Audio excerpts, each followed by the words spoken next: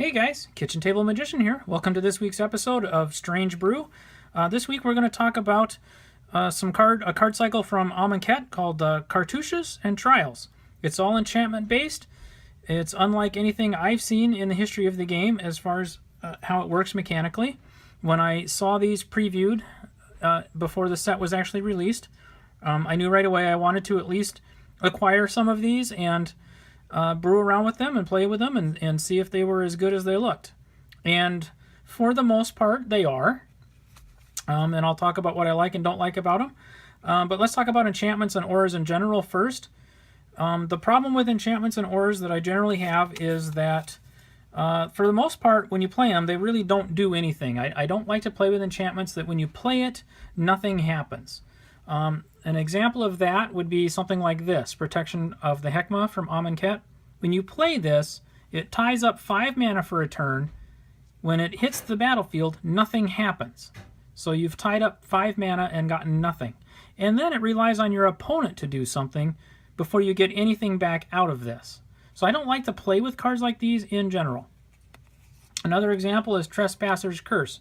This one only ties up 2 mana, and it enchants an opponent, but when you play it, nothing happens. It just enters the battlefield, and there it sits, waiting for your opponent to do something. Yes, it does potentially force your opponent to work around it and play this game a little differently, but at the end of the day, it does nothing. It just sits there. And then auras especially have the 2-for-1 problem, and what I mean by that is it's really easy for you to play an aura on one of your own creatures and then have your opponent play a removal spell on that creature, and then you just got 2-for-1, meaning you lost 2 of your cards, the creature and the aura you played on it, and your opponent only used 1 card, his removal spell, and that's rarely a good situation. So that's the danger with auras in general.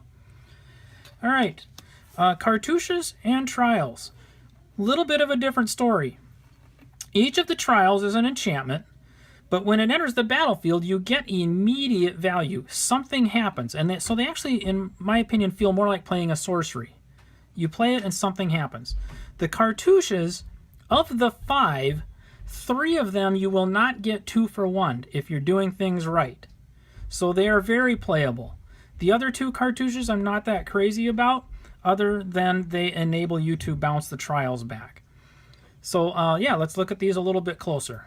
So I've rated these cycles, in my opinion, from worst to best. So we'll start with the worst of the 5 cycles, and I'll tell you what I don't like about them and what I love about them. Trial of Ambition is actually pretty good from a flavor standpoint and the way Black likes to play. Black likes to play very disruptively, and this is very disruptive. You play it, and your opponent has to sacrifice a creature. This also gets around indestructible creatures, i.e. gods. I actually had to sacrifice a Kefnet the other day. My opponent was playing this as one of his cards, and he forced me to sacrifice Kefnet. I was a little salty, but that's how that goes. So it does get around gods if the board state is set up correctly. The cartouche that they printed with this, Cartouche of Ambition, I'm not that crazy about. You put a -1/-1 counter on one of your opponent's creatures. Your creature gets +1/+1 and has lifelink. This is very easy to get 2-for-1. The only thing I like about it is that it enables you to put the Trial of Ambition back in your hand. By the way, all the trials have this. When a cartouche enters the battlefield under your control, return the trial to your hand. So that's what I mean about they play off of each other. The cartouches bounce the trials, and you can replay the trials.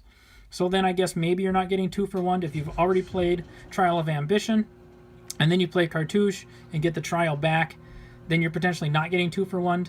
I think a better card for the black, and I understand what they were trying to do. -1/-1 is a mechanic in Amonkhet, but I think a better black option would have been to play the cartouche, and when you do that as an effect, you get to look at your opponent's hand and maybe do like discard a card from that hand, like a Inquisition of Kozilek kind of an effect. I think that would have been a better pairing for these. So that's why I've ranked these the weakest. Your opponent gets to choose what they want to sacrifice. You're getting 2-for-1 on the cartouche potentially with black. All right, next we have red. This is a decent removal. It's 3 points of damage to a creature or player, so that's good.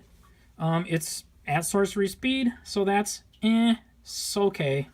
All right, and then the cartouche that goes with it, again, is another one where you're going to just maybe potentially get 2-for-1 if things aren't going quite right.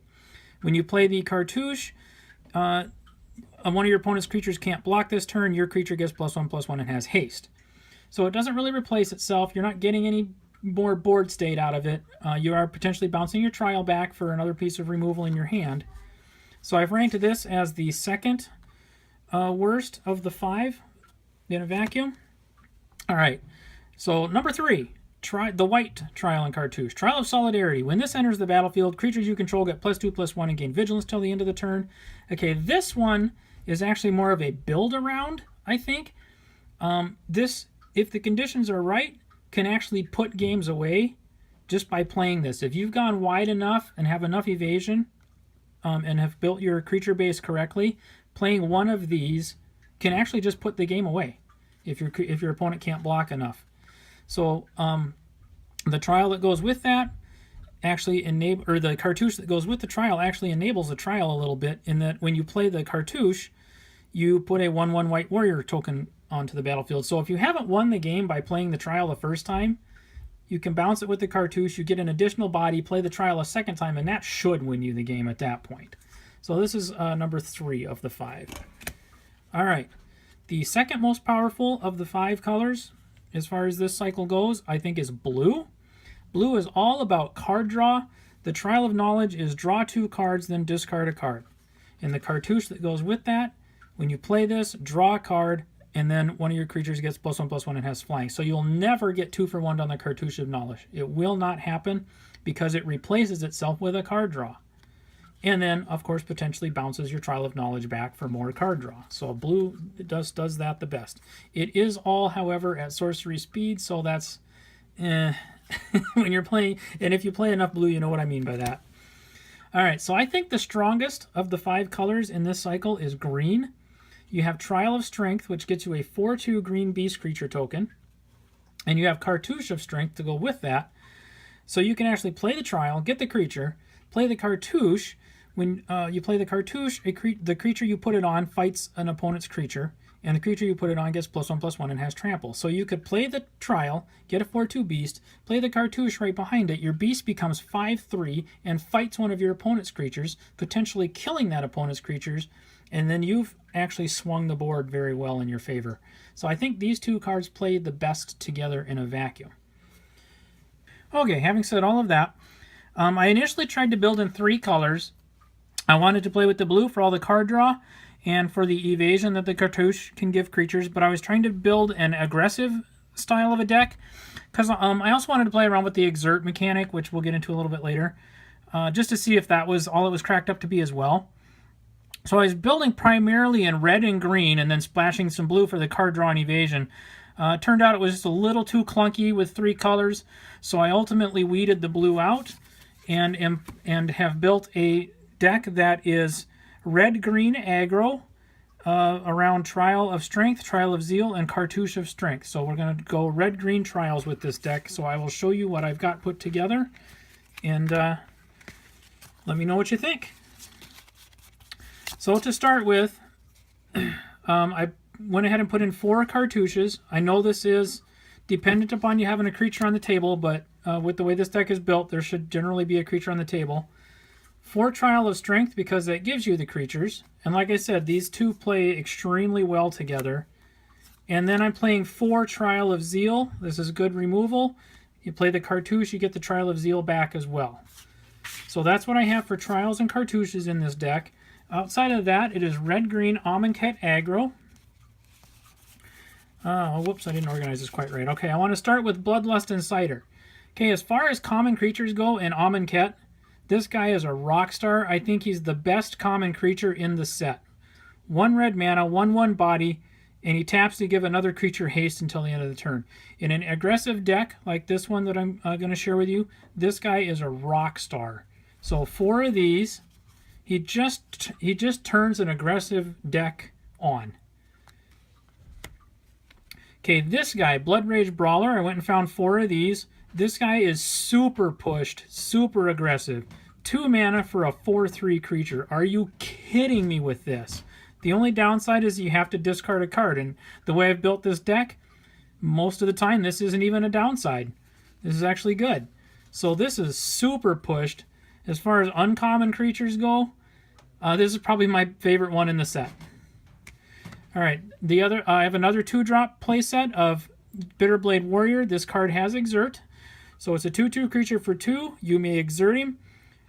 When you do, he gets +1/+0 and gains Death Touch till the end of the turn. So this is really aggressive as well, because if you turn him on to Death Touch, your opponent most generally will just let him get through for the 3 damage because he knows that he's going to stay tapped for a turn.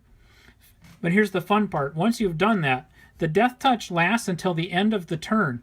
So after you've attacked and got your 3 points of damage in, you can go play the Cartouche of Strength on him, and then he can fight any one of your opponent's creatures, and since he has the Death Touch, he will always kill whatever he fights. So that's a really strong combo.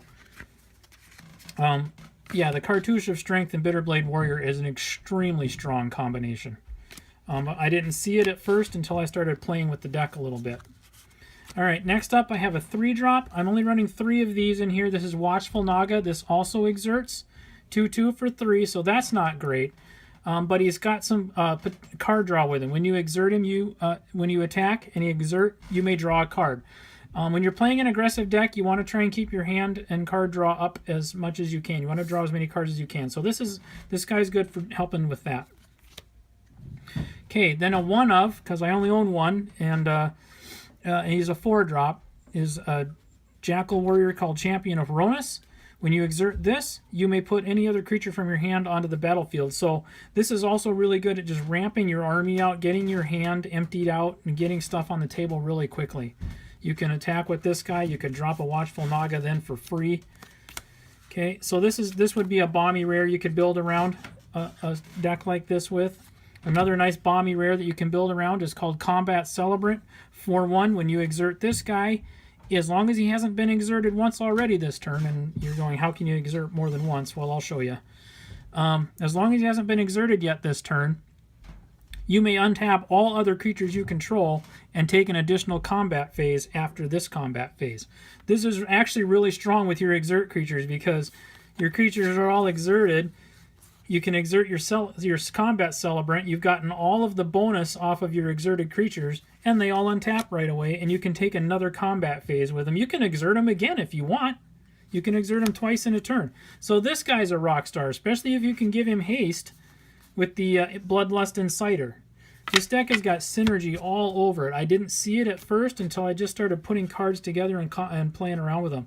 Okay, this is a great bomb for a deck like this. This is Glorybringer, 4/4, flying in haste for 5, and when you exert him, he deals 4 damage to a non-dragon creature an opponent controls. So he is potentially 4/4 coming in with haste and taking one of your opponent's creatures out all at once. This guy's an absolute rock star. So this could be another bomb you maybe find more than one copy of and build around with this. Another, what I like to have it call is like kind of a later game finisher. Aggressive decks tend to fizzle out after the early mid game if you cannot keep the card draw alive or get enough later game stuff on the table. So this is a nice late game drop for 7 mana and trample and 6/6. He embalms for 4. Why this is good is because you're playing with Bloodrage Brawlers. Like I said, Bloodrage Brawler, this discard doesn't have to be a downside. This can be a very upside. You can put a 4/3 on the table, and then you discard an Honored Hydra into your graveyard, and guess what? Now you can put him on the table for 4 mana instead of 6. So this is really good synergy here. Okay, so that's the creatures that I have in this deck. I have a couple of spells to just back them up. First one is Synchronized Strike, a pair of these. These are really, really good with your exert creatures. You can untap 2 creatures, and they each get +2/+2 till the end of the turn. This is really, really good on attack or defense. You can exert your creatures and then pass to your opponent's turn, and when your opponent swings in thinking they've got a free shot at you because your guys are all tapped out, you can Synchronize Strike, untap your exerted creatures then, block some of theirs and kill some of theirs and just swing the board state so bad. So this is a really good card. I'd probably find a third one of these. All right, in the name of keeping your hand a little bit full and getting through cards, a couple of Tormenting Voices never hurts. Draw a couple of cards, discard a card. Again, the discard doesn't have to be a bad thing. We have Honored Hydras in the deck that we can put in the graveyard and then bring them back cheaper. This also plays well with Madness, so why not throw a couple of Fiery Tempers in from Shadows over Innistrad, right? It plays well with the Brawler. It plays well with the Tormenting Voice. You just play the Brawler, and then for Madness, for an extra red, you do 3 points of damage. So a lot of synergy here. So this deck ramps out really fast, really aggressive. It's red-green Trials. Outside of that, I'm running 22 lands. I only have 2 of the dual land from Amonkhet, so I'd be looking for 2 more of these to flesh the deck out. And I'm running some Evolving Wilds, even though it's only a 2-color deck. These are left over from when it was a 3-color deck.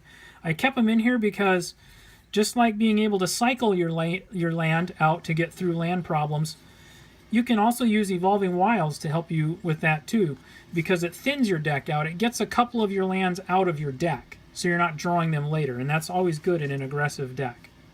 Alright, so I hope you've enjoyed this deck build.